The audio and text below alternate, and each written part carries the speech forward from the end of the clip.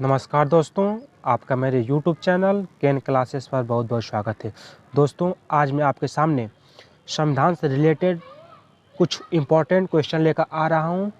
ये क्वेश्चन बहुत सारे एग्जामों में पूछे जा चुके हैं और ये क्वेश्चंस ऐसे हैं जो हर एक एग्जाम्स में एक आध पूछ लिए ही जाते हैं। ठीक, तो इन क्वेश्चंस को आप नोट्स काफ़ी अच्छे से बनाएंगे और इनको याद बहुत अच्छे से करेंगे। ठीक, मैं आशा करता हूं। तो चलिए स्टार्ट करता हूं आज का ये वीडियो। दोस्तों, आपके सामने पहला क्वेश्चन है, भारतीय संविधान की प्रस्तावना किस देश से ली गई है? ये क्वेश्चन काफ़ी इंपॉर्टेंट है। तो देखिए ऑप्शन क्या क्या दिया हुआ है। पहला ऑप्शन है स्विट्ज़रलैंड, दूसरा है दक्षिण अफ्रीका, तीसरा है अमेरिका से और चौथा है ऑस्ट्रेलिया से। दोस्तों, आप इसको याद रखेंगे कि इसका जो तीसरा आंसर है वो करेक्ट आंसर है, यानी कि अपने संविधान की जो प्रस्तावना है वो अमेरिका से ली गई है। ठीक, आप इसको याद रखेंगे। चलिए देखता हूँ अगला क्वेश्चंस। देखिए, ये रहा मेरे सामने अगला क्वेश्चन। भारतीय संविधान की प्रस्तावना की भाषा का प्रारूप किस देश से लिया गया है? ये क्वेश्चन काफ़ी इंपॉर्टेंट है। ठीक, तो देखिए पहला ऑप्शन दिया है ब्रिटेन से, दूसरा अमेरिका से, तीसरा ऑस्ट्रेलिया से और चौथा चीन से। दोस्तों, आप इसको याद रखेंगे, जो संविधान की प्रस्तावना की जो भाषा है वो ऑस्ट्रेलिया से ली गई, यानी कि जो मेरा तीसरा आंसर है वो सही है। प्रस्तावना की भाषा ऑस्ट्रेलिया से ली गई है, लेकिन जो प्रस्तावना है वो अमेरिका से ली गई है। ठीक, आप इन दोनों में डिफरेंस करेंगे तो आपको ये दोनों क्वेश्चन याद रहेंगे। तो चलिए नेक्स्ट देखता हूँ अगला क्वेश्चन।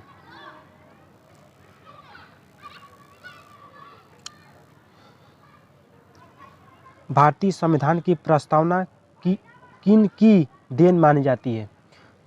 तो पहला ऑप्शन दिया है भीमराव अंबेडकर, दूसरा पंडित जवाहरलाल नेहरू और तीसरा राजेंद्र बाबू और चौथा सच्चिदानंद सिन्हा। दोस्तों, आप याद रखेंगे, जो इसका दूसरा आंसर है वो करेक्ट आंसर है। ठीक, यानी कि प्रस्तावना पंडित जवाहरलाल नेहरू की देन मानी जाती है। ठीक, आप इसको याद रखेंगे। चलिए देखते हैं अगला क्वेश्चन।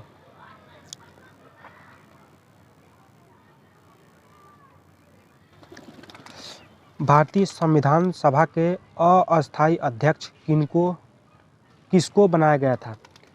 तो पहला ऑप्शन है डॉक्टर सच्चिदानंद सिन्हा, दूसरा राजेंद्र प्रसाद, चौथा पंडित जवाहरलाल नेहरू और चौथा सुभाष कश्यप। दोस्तों, आप याद रखेंगे, भारतीय संविधान सभा के अस्थायी अध्यक्ष सच्चिदानंद सिन्हा को बनाया था। ठीक, यानी जो मेरा पहला आंसर है वो करेक्ट आंसर है। ठीक, चलिए नेक्स्ट नंबर क्वेश्चन देखते हैं। अब तक भारतीय संविधान की प्रस्तावना में कितनी बार संशोधन हुआ है?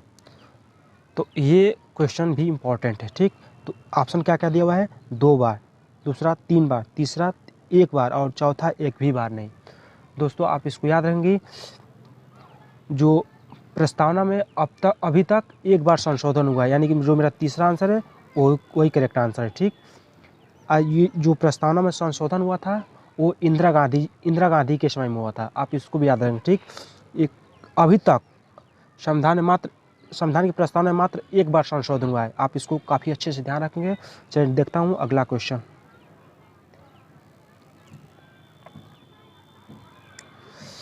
भारतीय संविधान में वर्तमान में कितनी भाषाओं को सम्मिलित किया गया है? तो पहला ऑप्शन है 14, दूसरा 19 और तीसरा 22 और चौथा 25। दोस्तों, वर्तमान समय में संविधान में 22 भाषाओं को सम्मिलित किया गया है। ठीक, आप इसको याद रखेंगे। जो मेरा तीसरा आंसर है वो करेक्ट आंसर है। जब संविधान बना था उस समय 14 भाषाएं थी, लेकिन इस समय 22 भाषाएं हो चुकी हैं। ठीक, आप इसको याद रखेंगे। और चलिए देखते हैं हम लोग नेक्स्ट नंबर क्वेश्चन।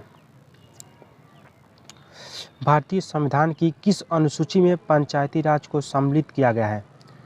तो पहला है 8वें, दूसरा है 9वें, तीसरा 12वें और चौथा 11वें। तो पंचायती राज को 11वें अनुसूची में सम्मिलित किया गया, यानी जो मेरा चौथा आंसर है वही करेक्ट आंसर है। ठीक, चलिए नेक्स्ट में क्वेश्चन देखते हैं। भारतीय संविधान की किस अनुसूची में भाषाओं को सम्मिलित किया गया है? पहला है 9वीं अनुसूची, दूसरा 8वें में, तीसरा 12वें अनुसूची और चौथा है तीसरे अनुसूची में। तो दोस्तों जो भारतीय जो भाषाएं हैं वो 8वें अनुसूची में रखेंगे, यानी जो मेरा दूसरा आंसर है वही करेक्ट आंसर है। ठीक, चलिए नेक्स्ट में क्वेश्चन देखते हैं। भारतीय संविधान के प्रस्तावना में कितने तरह के न्याय दिए गए हैं? पहला ऑप्शन है 3 तरह के, दूसरा 5 तरह के, तीसरा 2 तरह के और चौथा 8 तरह के। दोस्तों आप इसको याद रखेंगे, जो प्रस्तावना में न्याय दिए गए हैं वो 3 तरह के दिए गए हैं। ठीक, चलिए देखते हैं नेक्स्ट में क्वेश्चन। भारतीय संविधान में किस सदन को अस्थायी माना गया है? तो देखिए दोस्तों, जो राज्यसभा है वो अस्थायी होता है और लोकसभा क्या होता है? अस्थायी। यानी कि जो मेरा दूसरा आंसर है वो करेक्ट, यानी जो मेरा दूसरा आंसर है वो करेक्ट, ठीक, करेक्ट आंसर है। चलिए देखते हैं नेक्स्ट में क्वेश्चन। भाषाई आधार पर गठित भारत का प्रथम राज्य कौन सा है? ये क्वेश्चन सबसे इम्पोर्टेंट है, यानी कि ऐसा कौन सा राज्य है जो भाषाई आधार पर उसको गठित किया गया था? तो ऑप्शन क्या क्या दिया हुआ है? कर्नाटका, दूसरा महाराष्ट्र, तीसरा आंध्र प्रदेश और चौथा अरुणाचल प्रदेश। दोस्तों आप इसको याद रखेंगे, जो आंध्र प्रदेश है वो भाषाई आधार पर इसको गठित किया गया था। ठीक, आप इसको काफ़ी अच्छे से ध्यान रखेंगे और इसका नोट्स भी बनाते चलिए। चलिए देखते हैं नेक्स्ट में क्वेश्चन। नगर पालिका को भारतीय संविधान की किस अनुसूची में शामिल किया गया है? पहला है 12वें, दूसरा 11वें और तीसरा 9वें और चौथा है 7वें। दोस्तों आप इसको याद रखेंगे, इसका जो पहला आंसर है वो करेक्ट आंसर, यानी कि इसको 12वें अनुसूची में नगर पालिका को सम्मिलित किया गया था 74वें संविधान संशोधन द्वारा। नगर पालिका को और ग्राम पंचायत को, यानी कि पंचायती राज को 11वें संविधान संशोधन द्वारा सम्मिलित किया गया था 73वें संविधान संशोधन द्वारा। चलो नेक्स्ट में क्वेश्चन देखते हैं। किस संविधान संशोधन द्वारा दिल्ली को राष्ट्रीय राजधानी क्षेत्र का दर्जा प्रदान किया गया? पहला ऑप्शन है 42वें, दूसरा है 67वें, तीसरा है 93वें और चौथा है 65वें। दोस्तों आप इसको याद रखेंगे, इसका जो दूसरा आंसर है वो करेक्ट आंसर, ठीक, यानी कि 67वें संविधान संशोधन द्वारा दिल्ली को राष्ट्रीय राजधानी क्षेत्र का दर्जा दिया गया था। आप इसको काफ़ी अच्छे से ध्यान रखेंगे, नोट्स भी बनाते चलिए। चलिए नेक्स्ट में क्वेश्चन देखते हैं। भारतीय संविधान में संशोधन की प्रक्रिया किस देश से अपनाई गई है? पहला ऑप्शन है जापान से, दूसरा अमेरिका से, तीसरा रूस से, चौथा है दक्षिण अफ्रीका से। दोस्तों आप ये इसे याद रखेंगे, इसका जो करेक्ट आंसर है वो चौथा है, यानी कि दक्षिण अफ्रीका से संविधान संशोधन की प्रक्रिया अपनाई गई है। ठीक, आप इसको याद रखेंगे। चलिए नेक्स्ट में क्वेश्चन देखते हैं।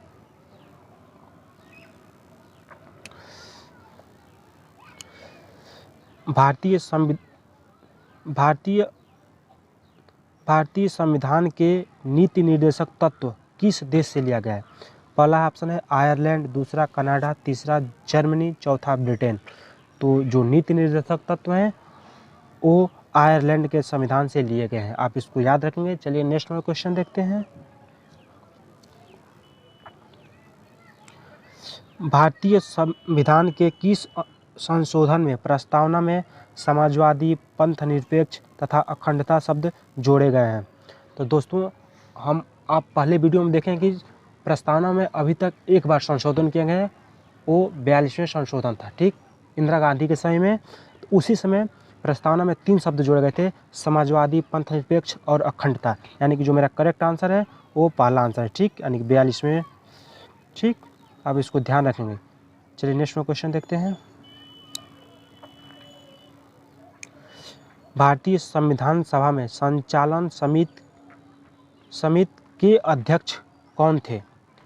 पहला ऑप्शन है डॉक्टर राजेंद्र प्रसाद, दूसरा पंडित जवाहरलाल नेहरू, तीसरा सरदार वल्लभ भाई पटेल और चौथा बाबा साहेब अम्बेडकर। तो दोस्तों आप इसको याद रखेंगे, जो इसका पहला आंसर है वो करेक्ट आंसर है, यानी कि संचालन समिति के अध्यक्ष डॉक्टर राजेंद्र प्रसाद जी को बनाया गया था। ठीक, आप इसको याद रखेंगे। चलिए नेक्स्ट में क्वेश्चन देखते हैं।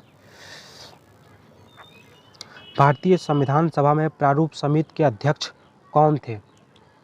पहला ऑप्शन है डॉक्टर भीमराव अंबेडकर, दूसरा पंडित जवाहरलाल नेहरू, तीसरा राजेंद्र प्रसाद और चौथा JB कृपलानी। यानी कि जो प्रारूप समिति के अध्यक्ष थे वो बाबा साहेब अम्बेडकर को बनाया गया था। यानी जो मेरा पहला आंसर है वो करेक्ट आंसर है। चलिए नेक्स्ट में क्वेश्चन देखते हैं।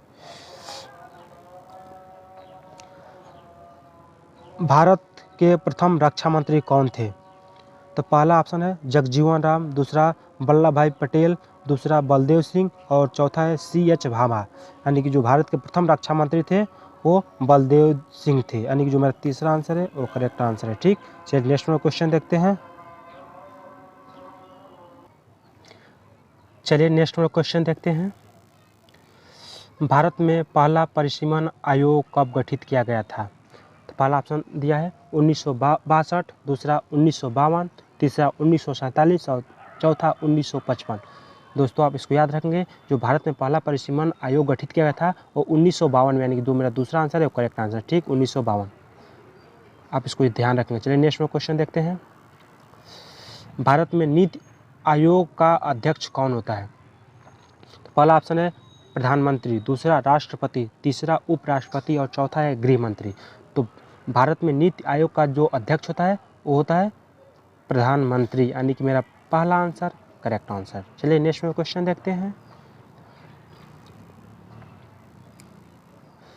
भारतीय संविधान लागू करते समय इसमें कितने अनुच्छेद, भाग और अनुसूचियां थे? तो पहला ऑप्शन दिया है 395 अनुच्छेद, 25 भाग और 8 अनुसूचियां। दूसरा है 395 अनुच्छेद, 20 भाग और 8 अनुसूचियां। तीसरा है 395 अनुच्छेद, 22 भाग और 8 अनुसूचियां। चौथा है 395 अनुच्छेद, 12 भाग और 8 अनुसूचियां। दोस्तों आप इसको याद रखेंगे, इसका जो तीसरा आंसर है वो करेक्ट आंसर है। ठीक, यानी जब अपना संविधान बना था उस समय संविधान में 395 अनुच्छेद, 22 भाग और 8 अनुसूचियां थी। ठीक, आप इसको ध्यान रखेंगे। चलिए नेक्स्ट में क्वेश्चन देखते हैं। वर्तमान में भारतीय संविधान में कितने अनुच्छेद, भाग और अनुसूचियां हैं?